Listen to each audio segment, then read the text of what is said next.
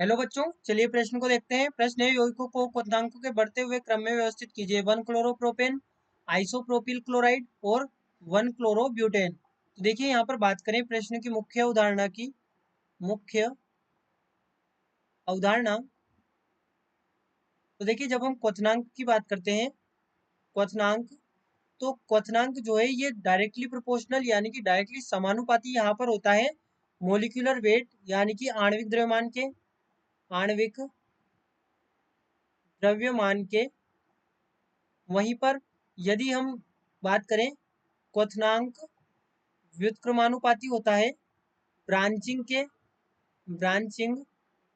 के व्युत्क्रमानुपाती है।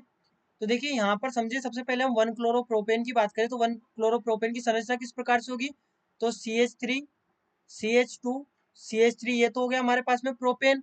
अब 1 क्लोरोप्रोपेन लगाना है तो यहाँ से एक हाइड्रोजन हटाएंगे और यहाँ पर ये हो गया हमारे पास में 1 क्लोरोप्रोपेन।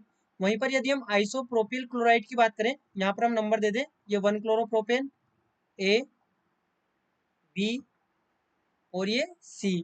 तो A यानी कि 1 क्लोरोप्रोपेन हमारे पास में ये हो गया। उसके बाद में आइसोप्रोपिल क्लोराइड की बात करें तो CH3 CH और ये CH3, और यहाँ पर ये लग जाएगा क्लोरीन, तो ये हमारे पास में हो जाएगा आइसोप्रोपिल क्लोराइड। वहीं पर यदि हम 1 क्लोरोब्यूटेन की बात करें तो ब्यूटेन हमारे पास में होता है CH3 CH2 CH2 CH3। अब हमें 1 क्लोरोब्यूटेन लगाना है तो यहाँ से एक हाइड्रोजन को हटाएंगे और यहाँ पर लगा देंगे क्लोरीन, तो ये हमारे पास में 1 क्लोरोब्यूटेन हो गया। तो ये हमने सी को नंबर दिया है। अब देखिए यहाँ पर हमसे क्वथनांक की बात की गई तो हम सबसे पहले आणविक द्रव्यमान देखें तो सबसे अधिक आणविक द्रव्यमान हमारे पास में ब्यूटेन का होगा, इसमें 4 कार्बन है।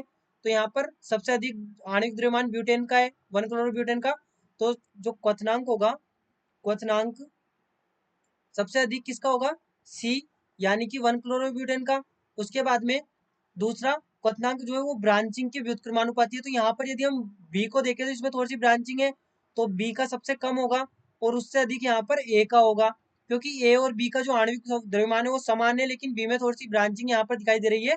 तो बी का आणविक द्रव्यमान, बी का जो क्वथनांक है वो सबसे कम यहाँ पर होगा और ए का क्वथनांक उससे ज्यादा, और सबसे अधिक क्वथनांक यहाँ पर सी यानी कि 1 क्लोरोब्यूटेन का होगा।